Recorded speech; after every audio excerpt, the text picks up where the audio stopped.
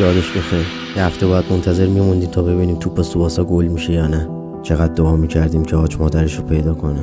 از دست کارهای پتومت کلی ارث میخوردیم. عاشق تیتراژ آنشرلی با موهای قرمز بودیم. دلمون میخواست هر وقت نیازه مثل کاراگاه کچت بگیم دستای پرتوان برسیم به داد این ناتوانی.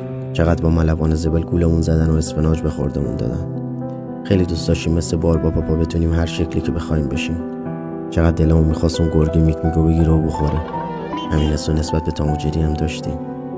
هر بار دروغ میگفتیم میترسیدیم دماغمون مثل پینوکیو دراز بشه. چقدر گناه داشت آنت.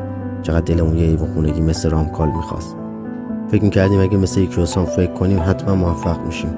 چقدر دلمون میخواست جودی عباد بابا لنگ دراز رو بالاخره ببینه. چقدر دوست داشتیم همراه خانم فریزل سوار اتوبوس جادویی به یه سفر علمی بریم. عاشق وقتی بودیم که تسو که علامت مخصوص آکن بزرگ رو بالاخره رو میکرد. چقدر قصه خانم لک لک رو خوردیم. همیشه خدا رو شبیه هوهو خان تصور میکردیم. هیچ وقت یادم نرفت که گربه سگ اثر پیتر هانام بود. چقدر غم انگیز بود برامون که انا مجبور بود تو مزرعه کار کنه. چقدر دوست داشتیم همراه هایدی توی کوهستان آلپ زندگی میکردیم. هیچ وقت فکر نمیکردیم یه اژدها میتونه انقدر مثل سرنتیپیتی گوگلی باشه. چه ذوقی میکردیم با دیدن قدرت جولز و جولی. چقدر خودمون رو توی دنیای دیجیمون تصور کردیم. چقدر اهالی شهر آجیلی رو دوست داشتیم. همیشه تیتراژ اول جینگو رو بلند بلند میخوندیم. چقدر ساده لوح بود بوشوک. چقدر مهربون بودن خرسای مهربون. چقدر ترسناک بود قلعه هزار اردک. پلنگ صورتی خیلی بامزه بود. پسر شجاع واقعا شجاع بود.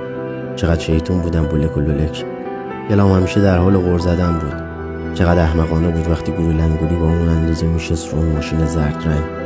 چقدر میخندیدیم به زبل خان. چه لحظات خوشی داشتیم اون موقع. تنها دغدغمون این بود که از مدرسه برسیم خونه و با همون لباس جلوی تلویزیون غرق شیم تو دنیای کارتون ها. ولی الان میفهمیم که وقتی بچه بودیم مشکلات و سختی‌های زیادی بودن که رو دوش مامان و بابا بود. ولی به لطف اونا ما فقط خوشی‌هاش رو زندگی کردیم.